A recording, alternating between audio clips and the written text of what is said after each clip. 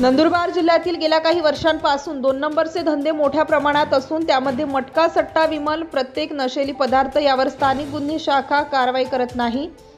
हप्ते घेते म्हणून चोरी करण्याचा धंदा जोमात चालू केला आहे. कारण चोरी करणारे जेव्हा आपल्याकडे पैसे किंवा घरातली काही वस्तू गहाण ठेवतात आणि तेव्हा सटका मटका दारू पितात, तेव्हा घरात नसेल तर चोरी करतात, असे अनेकदा सिद्ध झालं आहे.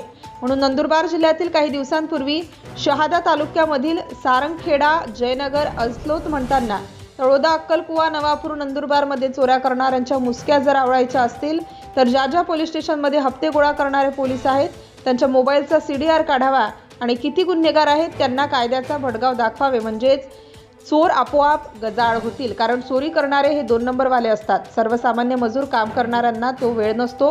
म्हणून नंदुरबार जिल्हा पोलीस अधीक्षकांनी आधी प्रत्येक पोलीस स्टेशनच्या चौकीमधील बीटमधील जो कोणी हप्ता गोळा करत असेल त्याच्या मोबाईलची तपासणी करावी व गुन्हेगार चोरांचा तपास लावावा, अशी मागणी नंदुरबार जिल्ह्यातील सर्वसामान्य आदिवासी बांधव करीत आहेत.